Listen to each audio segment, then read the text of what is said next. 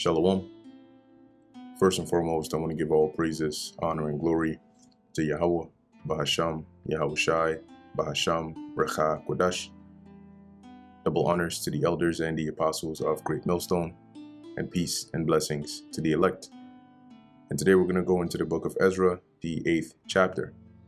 And in the 7th chapter, we went over, it wasn't too much, it wasn't too eventful, but it was pretty much the permission that Artaxerxes, the king, had given Ezra, and along with the goodwill, in terms of any resources that were needed and any riches, all of those things, the king granted for Ezra and those that were willing to go up back to Jerusalem with Ezra. Okay, and so basically the Lord put the spirit upon Artaxerxes I to almost like enforce, right, the laws of the Heavenly Father upon us, but backed by the penalty of a royal decree, right, or a capital punishment. Anyway, this is the book of Ezra, chapter 8, verse 1. People who went with Ezra. These are now the chief of their fathers, and this is the genealogy of them that went up with me from Babylon in the reign of Artaxerxes the king. Of the sons of Phinehas, Gershom. Of the sons of Ithamar, Daniel. Of the sons of David, Hattush. Of the sons of Shechaniah, of the sons of Pharosh, Zechariah, and with him were reckoned by genealogy of the males 150. Of the sons of Pahath Moab, Elihoenai, the son of Zerahiah, and with him 200 males. Of the sons of Shechaniah, the son of Jahaziel, and with him 300 males. Of the sons also of Adin, Ebed, the son of Jonathan, and with him 50 males. And of the sons of Elam, Jeshaiah, the son of Athaliah, and with him 70 males. And of the sons of Shephatiah, Zebediah, the son of Michael, and with him 80 males. So that's 4 times 20, 80 males. And once again, these are all the people that went up with Ezra back to Jerusalem from Babylon. Verse 9, of the sons of Joab, Obadiah, the son of Jehiel, and with him 218 males. And of the sons of Shelomith, the son of Josephiah, and with him 180 males. And of the sons of Bebai, Zechariah, the son of Bebai, and with him 28 males.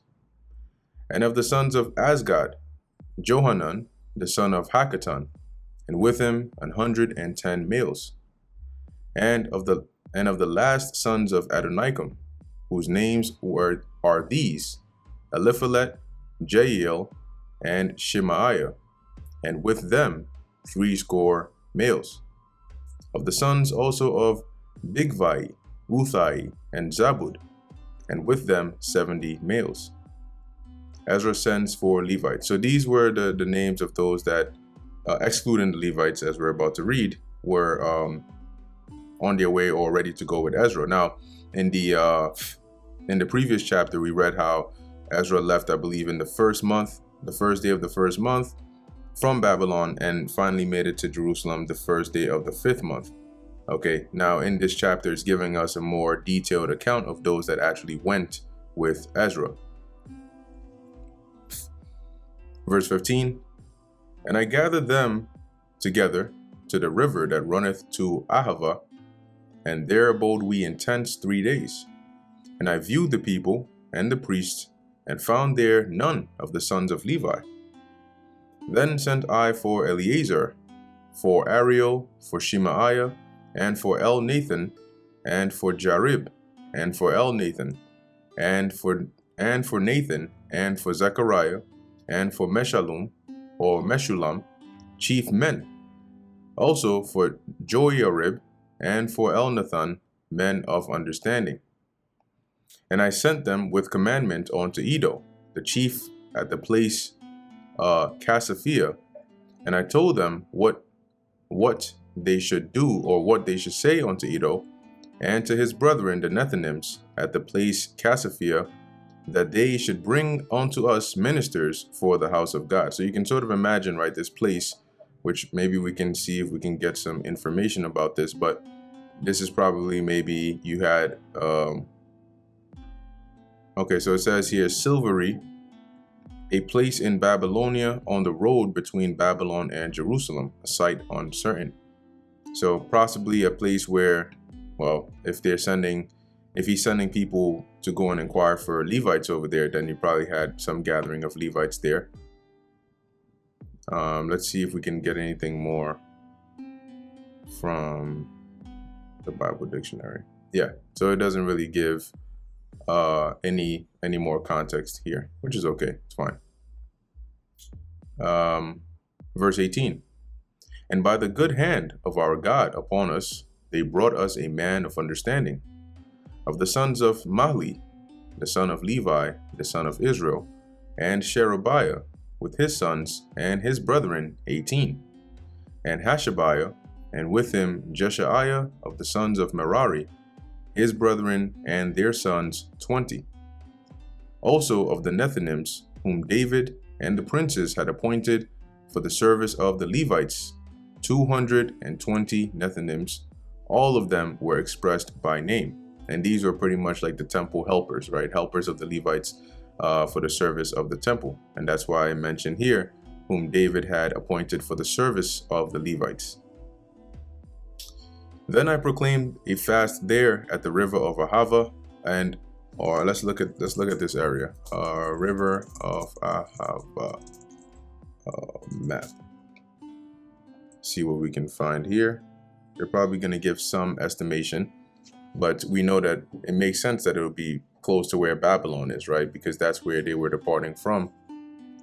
So if we zoom in just a little bit, I know the writing is not too clear, but I think we can make out some information here.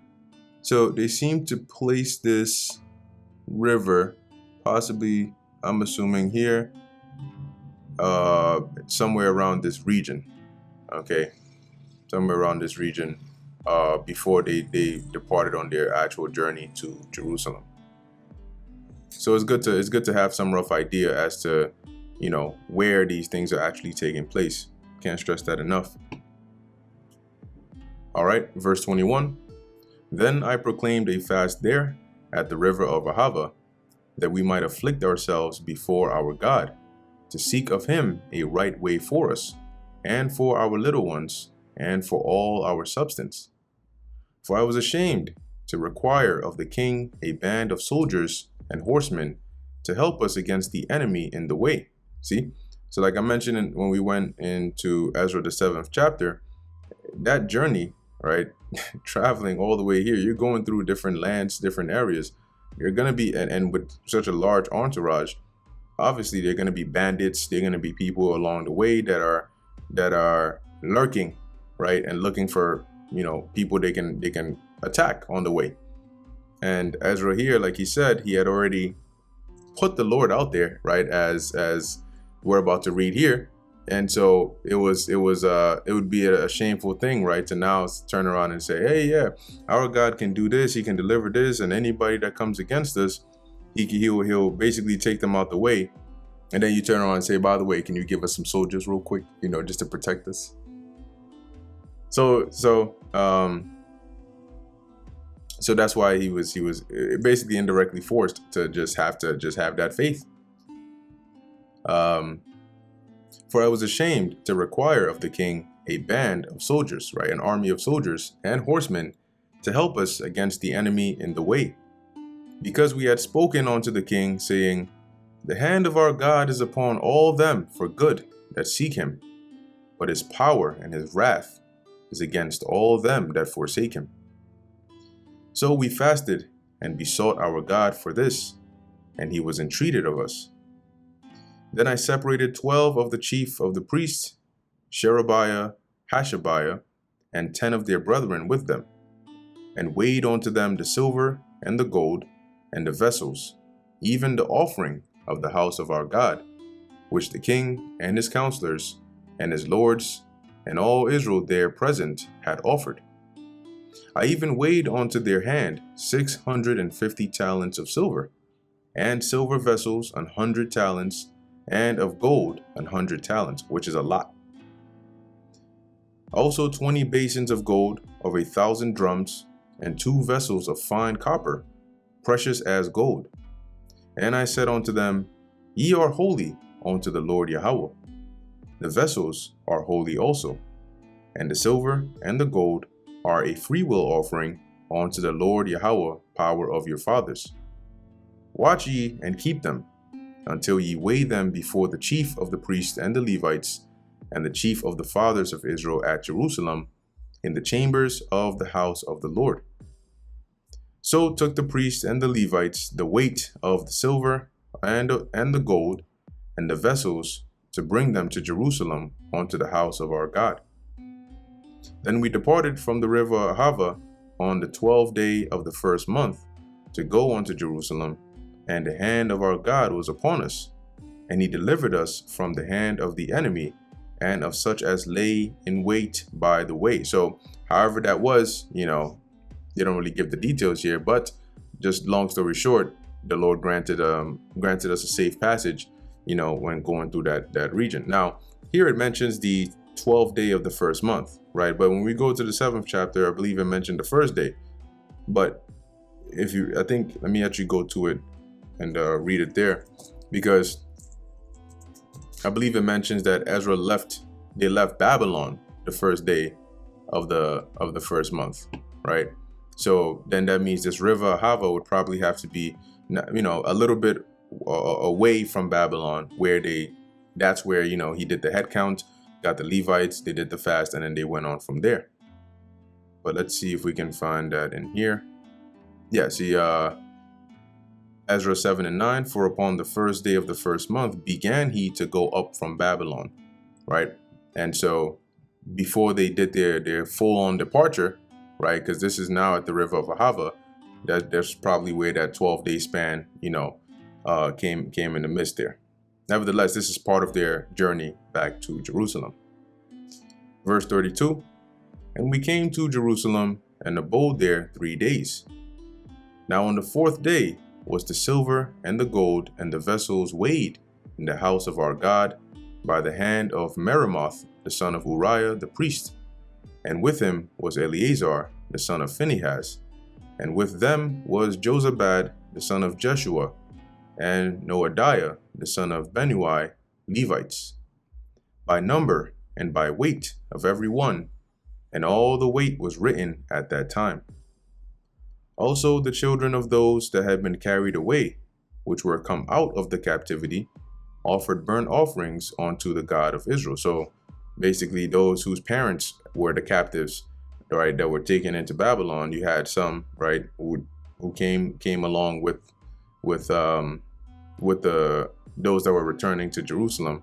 And as it says here, they also, offered burnt offerings and all of that good stuff.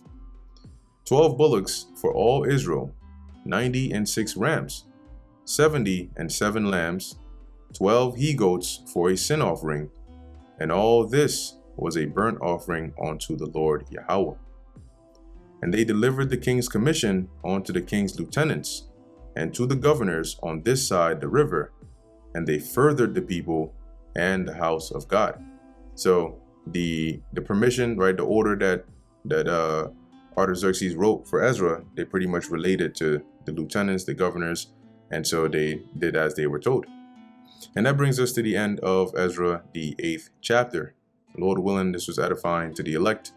In closing, I want to give all praises, honor, and glory to Yahweh, Bahasham, Yahweh Shai, Bahasham, Rachak Kudash, and until next time, Shalom.